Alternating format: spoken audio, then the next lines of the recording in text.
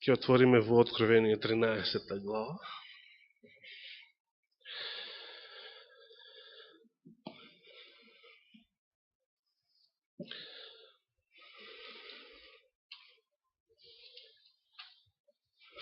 Мејата сабота малку споменав нешто во врска со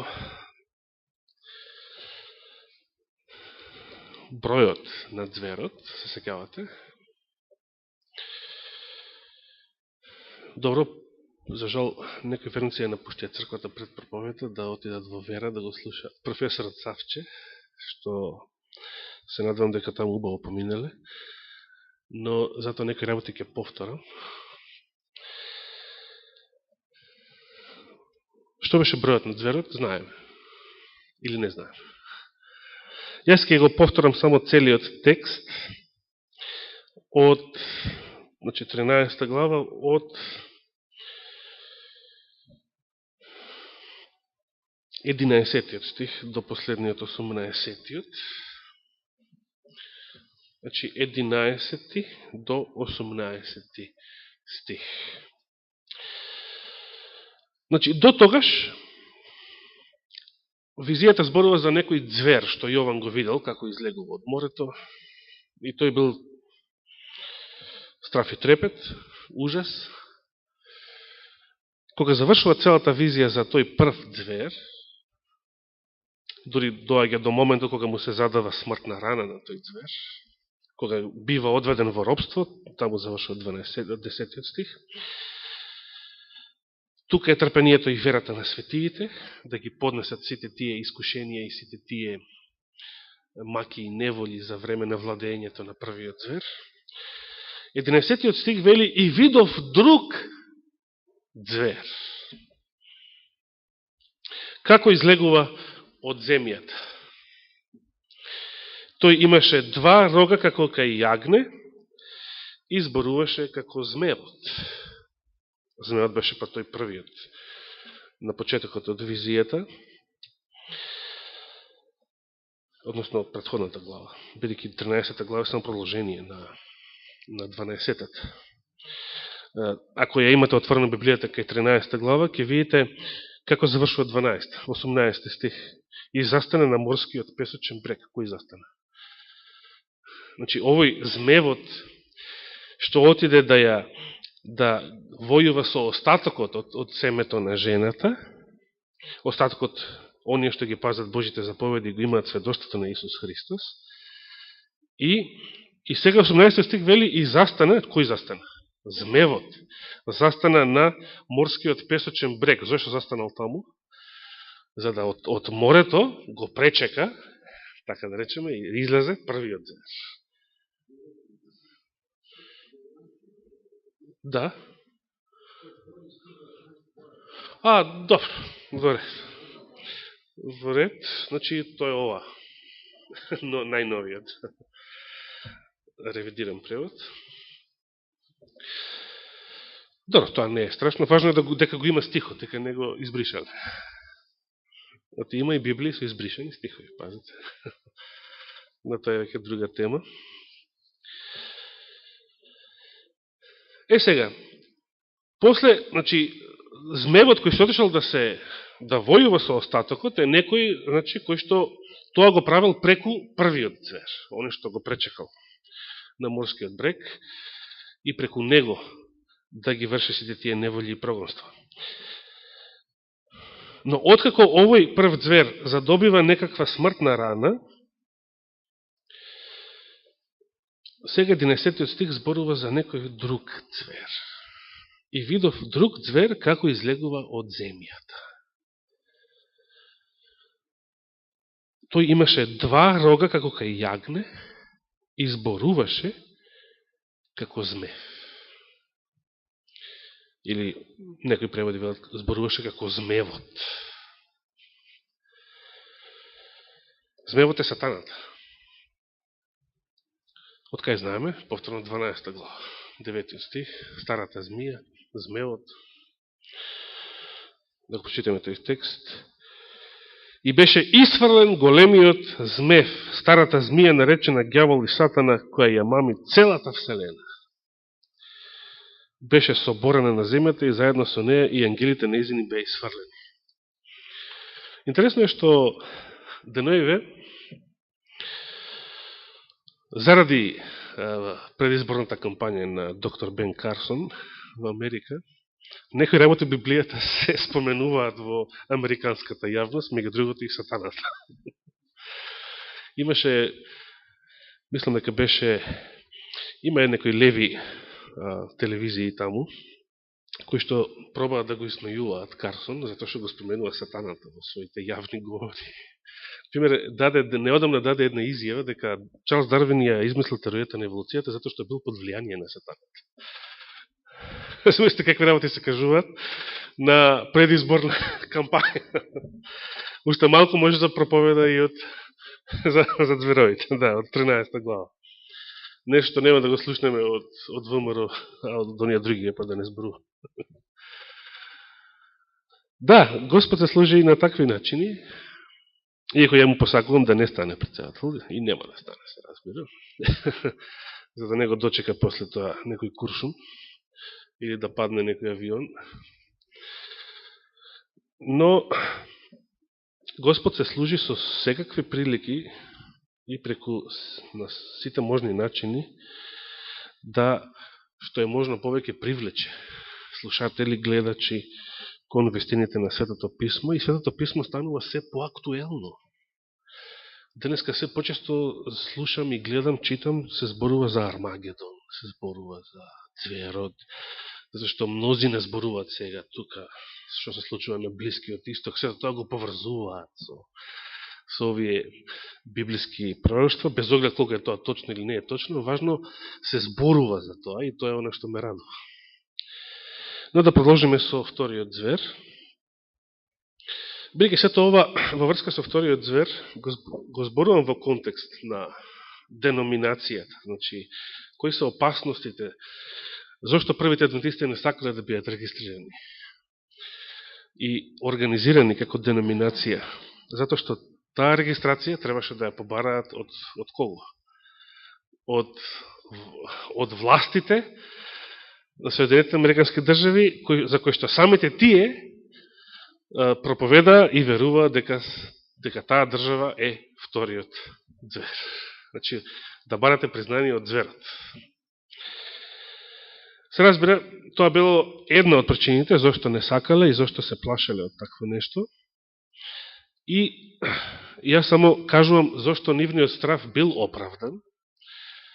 Значи, не било греф да се регистрираат, да се деноминираат, бејќи живееле во такво општество, каде што морале да се на некои активности да му се дадат, да им се дадат правна рамка и меѓу другото печатници, мисионски активности и така натаму. Тоа само по себе не било греф, но самата легализација носи опасност за верата на црквата и таа опасност, за жал, се остварила и тоа во денешно време гледаме дека легализмот е тежок проблем на адвентистите во денешно време, кој што како некој силно трње, ако не некој друго трње, легализмот силно го има задушено почетниот пионерски дух на адвентизмот, како едно динамично движење, а не како некоја институција, која што треба да го доврши делото во овој свет, Господовото дело. Да продолжиме со вториот звер. Овој вториот звер, значи, кој што имаше два рока како јагне, зборуваше како змеот, сега не се занимавам со тие символи, ја извршува сета власт на првиот звер, во негово присуство и ја присилува целата земја и жителите нејзини да му се поклонат на првиот звер. Значи, вториот звер служи само како полицаец. За да целата земја и жителите нејзини му се поклонат на првиот звер, чија смртна рана се беше исцелила. Сега нема да зборам за значењето на овие символи, сте слушале, сте читале. Само ќе дадам нагласок на оно што нас не интересира, зашто не сте слушали и читали до сега. И правеше големи чуда. Кој правеше големи чуда? Сега во продолжение. Вториот звер. Да, вториот звер ги прави чудата, нели? Па дури и оган симнуваше од небото на земјата пред луѓето. Интересно. Сте видели вакво нешто? Некој велат атомската бомба и така натаму. Или нешто што допрва ќе се случи. Или нешто што НАСА ќе го прави. И ги мамеше земните жители. Ова е оно што сакам да го нагласам. Ги мамеше земните жители со чудата што му беа дадени да ги врши пред зверот. Значи, вториот звер ги прави чудата пред првиот. Во чест на првиот. Велејки им на земните жители, забележувате, да му направат лик на зверот. Лик на зверот значи лик на првиот звер. Така? Кој имаше рана од меч и остана жив. Сега,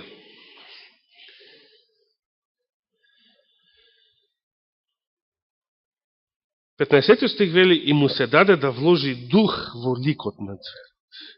Та да прозборува тој и да направи да бидат убиени оние кои нема да се поклонат пред кого? Пред ликот. Сега забележите. Значи, прво прочитавме дека вториот звер е некој кој што ќе ја тера целата земја и жителите нејзини да му се поклонат на првиот звер. Меѓутоа сега гледаме дека во 15-тиот стих ликот на зверот ќе направи да бидат убиени оние кои нема да се поклонат пред ликот на зверот. Значи не на првиот звер. Има луѓе, значи, кои што нема да му се поклонат на првиот звер. На првиот звер нема да му се поклонат. Меѓутоа, бидејќи нема да му се поклонат на првиот звер, сега ќе бидат натерани да му се поклонат на ликот, значи, на зверот, на неговиот лик. Значи, Божиот народ ќе има два испита. Првиот е да му се поклониш на зверот, а вториот испит е, ако тој го положиш, вториот испит е кој? Да му се поклониш на ликот на зверот. Кој е ликот на зверот? Кој е зверот? Кој е ликот на зверот? Тешки теми. Да. Значи, ако забележавте во 14-тиот стих, кај што ги мамеше жителите земни, некој го читаме жителите земни, мислиме жителите на цялата земја. Така. Например, зашто 12-тиот стих вели ја пресилува целата земја и незините жители да му се поклонат на првиот звер. Меѓутоа, од каде излезе вториот звер, 11 стих на почетокот? Од земјата излезе. Што значеше тоа? Излезе од земјата. Да, и кој е тој крај? Америка. Според тоа, кои се жителите на земјата? Конкретно, американците, американската нација. И сега, забележавте во 15-тиот стих, односно во 14-тиот, се уште, дека овој, вториот звер, им велеше на жителите на земјата, значи не ги присилува, туку им вели, им предлага, да направат лик на првиот звер. Што значи тоа? Тоа значи дека жителите на земјата, од каде што излегува вториот звер, живеат во демократско општество. Значи, ликот на зверот ќе биде изгласан во парламентот, во Американскиот конгрес. Владата, односно вториот звер, може само да предлага нешто, според уставот, се уште е така. Кај првиот звер не е така. Папата што ќе рече, тоа е закон. Таму во Ватикан нема парламент. Постои непогрешивост екс катедра. Значи, кога папата ќе каже нешто, тоа е автоматски закон. Но, вториот звер е демократско општество. Во вториот звер има парламент, се вика Конгрес. И владата, вториот звер, им предлага на своите жители, на своите граѓани, да направат лик на зверот. Значи, ликот на зверот е нешто, ликот на првиот звер е нешто што ќе биде демократски изгласано. Ова не е ништо чудно, затоа што Хитлер дошол на власт демократски. Значи, сите, може да речеме еден куп закони да споменеме, со кои што и ден денес во Америка, например, се од 2001 наваму, сериозно е ограничена слободата на граѓаните. Сите тие закони се носат демократски. Пратениците ги гласаат на Конгрес.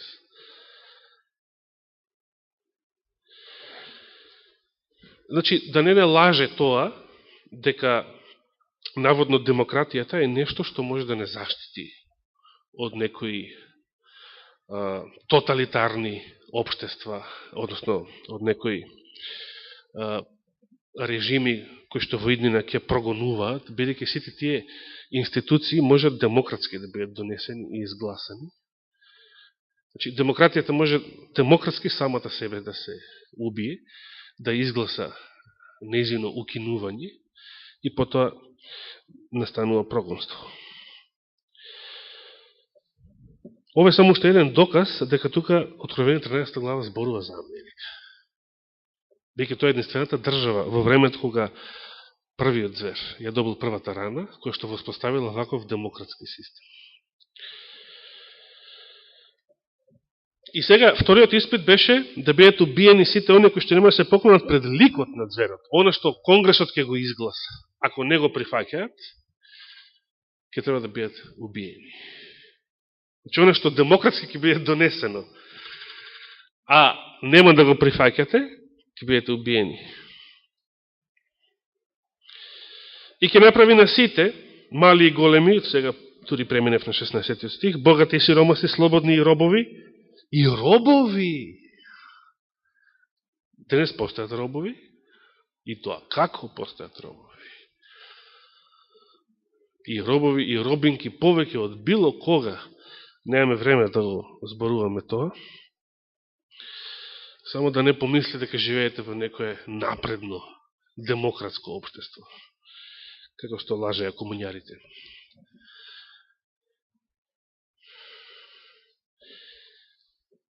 Да им се стави жик, белек, на десната рака или на челата нивни, ова е нешто многу познато во светот, оваа тема, жигот на зверот, и ден денес многу актуелна, та никој да не може ниту да купува, ниту да продава, ова исто така интересно, освен оние што го имаат тој жик, или името на зверот, или бројот на името него.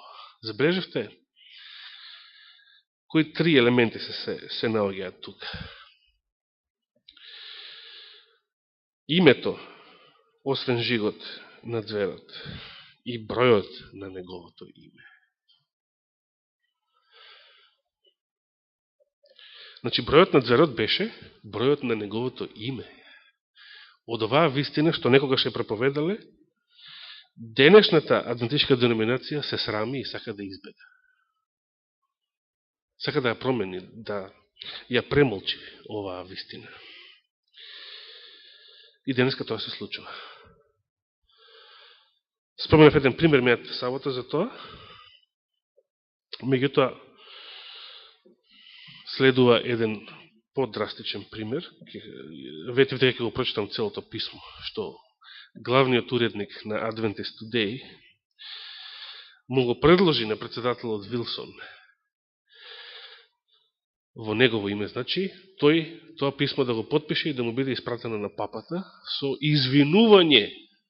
Значи, Генерална конференција да му се извини на папата затоа што некои адвентисти ја преплавиле Филаделфија со големите борби.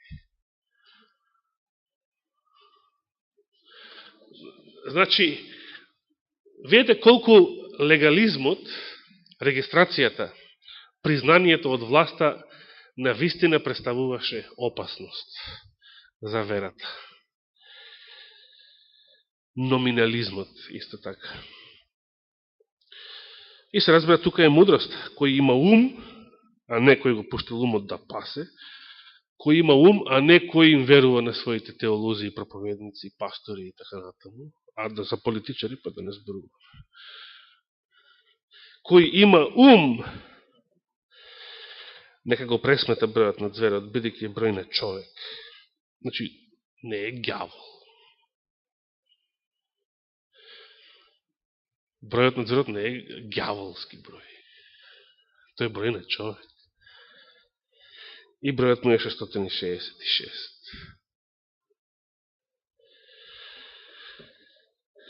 И сега, драстична промена од овие мисли, 14 глава, каде не пренесува?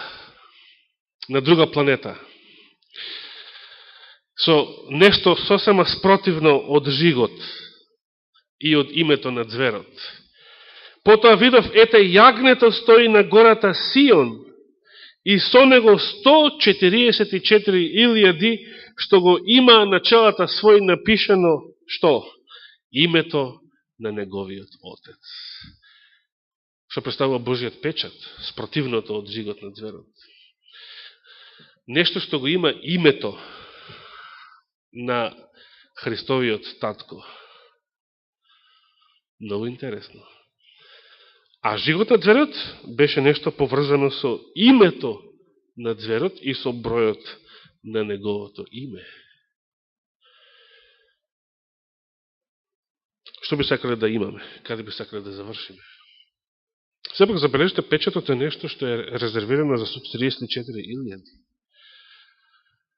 Тоа не дека само тие ќе бидат спасени, но тоа значи дека само тие ќе поминат низ големите неволи и нема да се поклонат ниту на зверот, ниту на ликот на зверот. Денес множина адвентисти има, и тоа ревни адвентисти. Не зборам за некои адвентисти што живеат светски живот. Јас познавам ревни адвентисти, кои што многу ревнуваат против првиот звер, но кои што се спремни да се поклонат на ликот на зверот, кои што ја слават Америка, кои што се воодушевени од Америка.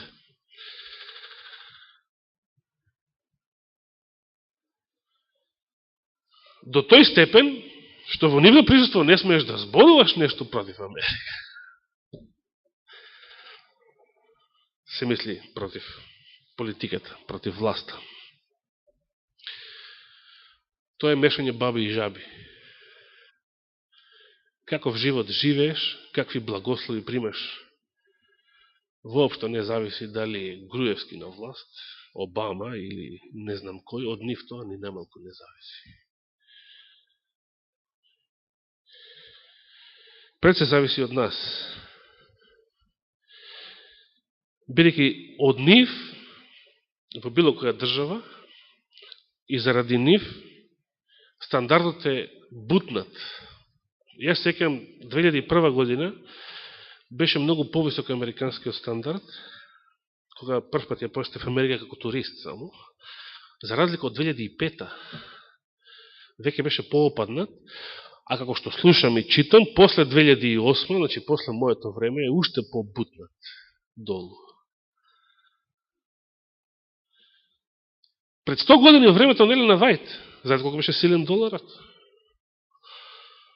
Кога беше доларот врзан за златниот стандард, што банкстерите го уништија со законот за федералните резерви, донесен на Божик, со најмалку пратеници во собранието, во Конгресот на 25 декември 1913 година. А сите банкари кои што не се согласувале со тој закон, се наоѓаја на Титаник предходната година и завршија се знае каде. Значи, денешните нерани мајковци кои што се на власт, не се некои што треба да ги славиме заради некаков добар стандард, не треба да го славиме Господа за тоа, Бидејќи тие се оние кои што уште повеќе го имаат расипано западното општество и економски, и духовно. Значи, може да сакате да живеете во Шведска, во Америка, во Англија и да се чувствувате благословени таму. Но тоа не зависи. Тој благослов зависи од верноста на нивните предци. Реформацијата и незините припадници не зависи од денешните нерани мајковци на власт. Тие го имаат само расипано западното општество и го имаат бутнато нивниот стандард во однос на оно што некогаш беше. Затоа е голема глупост да се величаат денешните председатели или премиери или не знам кој на западните општества, како да се тие демек заслужни за нешто. Од нив доаѓа само смрт, од нив доаѓа само несреќа, неволја и зло, бидејќи сите тие се робови на оние кои што владеат со светот. 144.000 пак се некои кои што нема да се поклонат ниту една таква власт, освен на Господовата. И тоа е испитот пред кој што ние уште денес може да се најдеме. Било каде. Можеме да се најдеме во нашите домови, во нашите... Јас своевремено знаев да кажам, мене денес ми е многу жал, бидејќи го немам. Жал ми е за времето кога бев непослушен кон мојот татко. Во икс ситуации. И јас сум знал да му се извинам, да се покајам за некои такви ситуации. То некаде ми е жал што му бев непослушен и тогаш кога требаше да бидам непослушен, значи кога се работеше за верата. Не велам дека сум постапил погрешно, меѓутоа сепак ми е жал. Што сум имал родител што самиот не ја познавал верата и така натаму. Или имал предрасуди против неја во тоа време. Меѓутоа, сум знаел да кажам во минатото и сега велам. Ако јас, мојот роден татко, не сум го послушал за некои работи, овие свињи ќе ги послушам за нешто. Па дали е тоа председател, премиер, папа нека е, било кој. За мене татко ми е највисоката авторитет на земјата. Повисок од него само Господ. Браќа и сестри, заради верата може да дојдете во конфликт со вашите најблиски. Може да дојдете во конфликт со луѓе кои што ви значат. Не мора да сте родители, фала на Бога ако сте имале вер и имате се уште верни родители. Но често пати некогаш ќе мора да се направи тој тежок потек, тој тежок чин за избор заради Господа, да го загубите пријателството, љубовта, наклонетоста на некои блиски, било кои, какви блиски. Сепак да не забравиме, ако заради Господа сте биле подготвени нив да ги жртвувате, односно нивната наклонетост, нека таа мисла ве храбри, да бидете уште поотпорни кон било кој друг, кој што би сакал да ве натера на непослушност кон Господа. Јас тука за жал ќе мора да прекинам.